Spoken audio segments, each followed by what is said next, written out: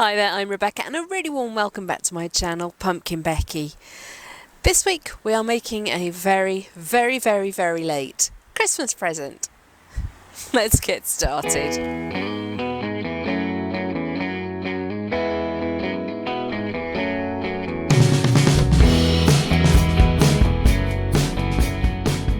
There are various reasons why I've been so quiet here. Mostly because Tudor reenactment came into my life unexpectedly, and I am absolutely adoring it.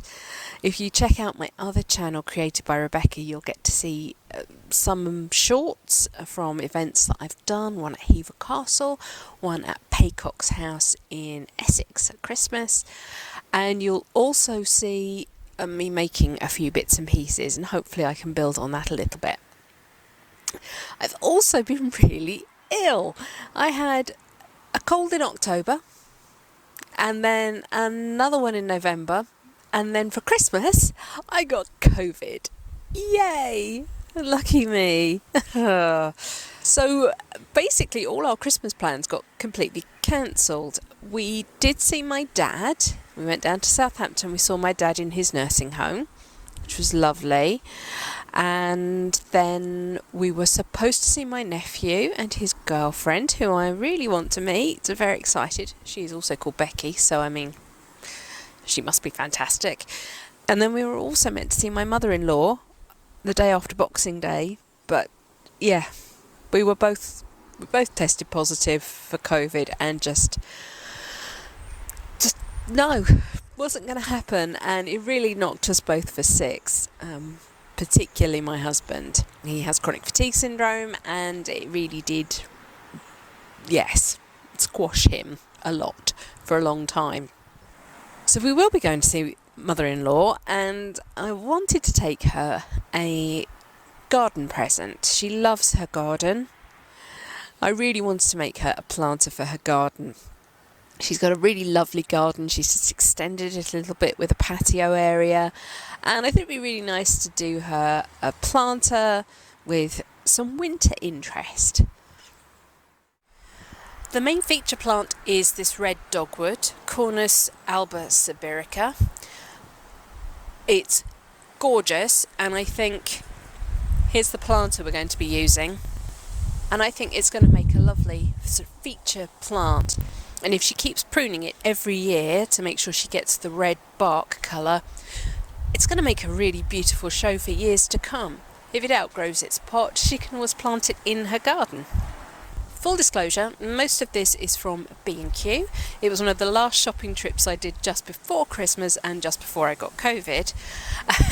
And I took a quick dive into B&Q on my way home from work. It is not sponsored by B&Q. I just wanted to show the sorts of things you can get from quite humble garden sources.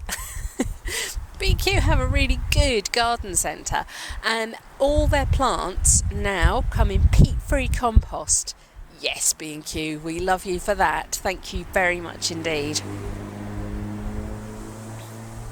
The other problem I have had with filming in the last 6 months is the amount of roadworks that we have had just outside the house. It's been a nightmare, and it has made it really miserable to try and film for you and then edit the videos. All autumn and winter it has been rain, which is great, and I'm storing as much of it as I can. But wow, everything's soggy. And that's an important thing for this, because we're going to be putting bulbs in here, and we need to make sure we have really good drainage. I've drilled some holes in the bottom of the pot. This is the Mamoka, 30 centimetres across, 22.5 centimetres tall, and it actually tells you on the label, that's really cool, is that you're going to need 11.8 litres of compost to fill it. Now, presumably that's just if you're filling it and not putting any plants in it. We, however, are going to be putting a sizable pot in there, so that's going to take away the amount of compost we need. So, inside our pot, I'm just going to lay some crock to make sure that those drainage holes don't get covered up by compost.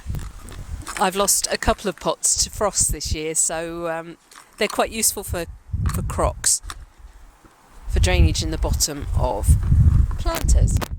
You don't have to go crazy with them, you just want to make sure the holes are covered so that compost doesn't fall into the holes and then block them. My compost mix is a multi-purpose peat-free compost, again from B&Q. I actually really like their peat-free compost. I know it's not to everyone's taste, but I find it a really good, easily obtainable peat-free compost. And I have added a lot of grit to it. This is really wet compost, and that's because it's been sat in a bag, lying on the ground in all the rain and snow and stuff that we've had already this year and the end of last year. This will start to drain through once we actually get it into the pot.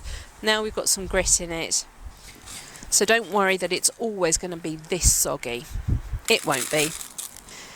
So I've put compost in my pot up to the point where the top of the dogwood will sit just below the rim of the outer pot. I am going to unpot this, remove the little weed from the top because mother-in-law won't like that, and this is packed full of roots. This plant was £8.50 in December. It's a really good strong plant. I picked one that had some really decent colour and strong stems, but also at least a couple of stems coming up from the pot. Some of them were only sort of singular stems and weren't going to give much of a show first off. I'm just going to use my fingers to loosen up the roots at the edge of the root ball. I don't need to go insane. Dogwoods are quite nice and strong growing. They have a good strong root ball, so this will find its way out of this root ball, and it's not pot bound. It's actually a really lovely, well-grown plant. I have the choice of putting it either towards the middle of the pot or maybe towards the back of the pot. It depends how mother-in-law's going to want to see it. If she's going to always have it in one position against maybe a wall, or whether she's going to put it somewhere in the middle of her patio so that she can walk round it. Hard to know, so I think I will put it towards the centre, and then that gives her options. And I've got other things I'm going to plant around the outside.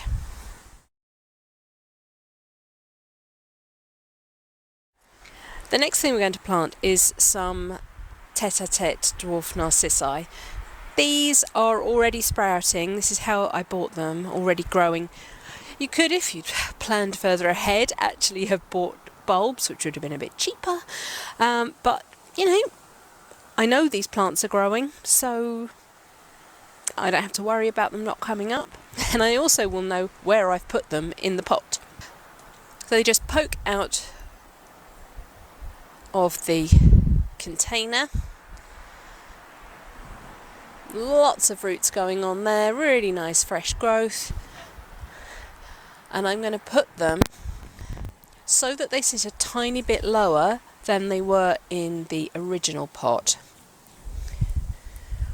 I want to just give them a little bit more coverage. So you can see there how they are just sitting a little bit lower than the root ball of the dogwood. Remember, if you were planting these out in open ground, you would want the soil surface to be twice the height of the size of the bulb. So it does me good to just drop these down a fraction. The next thing I've got is a vinca, or a periwinkle, and this one is Ralph Sugared. I picked it because it has lovely variegated leaves. It's going to make nice tassely drops down the side of the pot, and it has lovely irisy purple flowers. What I don't know is whether I'm going to be able to split this into several clumps. You can see lots of lovely fresh growth coming up from the centre of the plant. Ooh. And with a bit of tugging, I've been able to get off a clump there that has got the crown, and it's got lots of roots as well as top growth. So that's a perfect size clump to plant in between the groups of narcissi.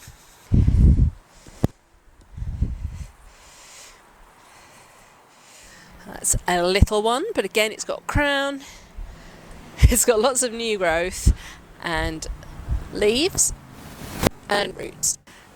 So I fern those in, but you can see I've got lots of space. In that space I'm going to put Viola Honeybee. These should have been £3 a pack. I got this pack for £1.50.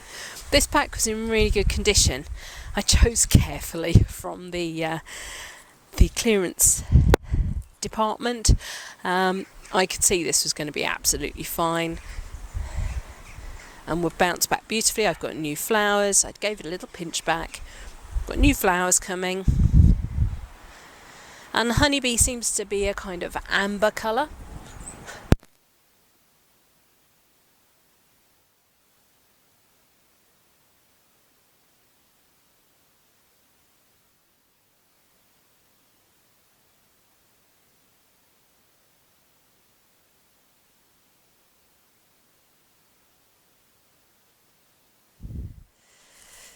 And I'm just finishing off with a little top dressing of horticultural grit.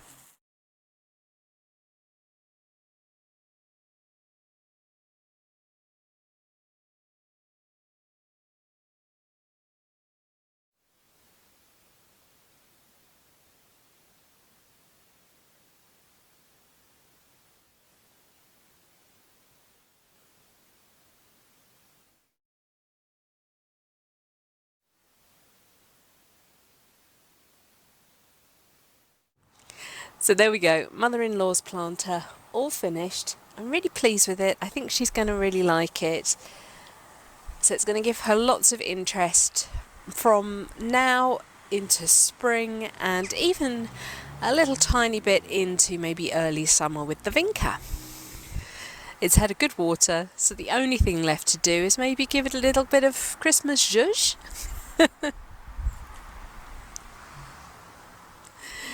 Right, that's it for this week's video. Thank you so much for watching. Please remember to like, share and subscribe to me here on YouTube. And until next time, bye!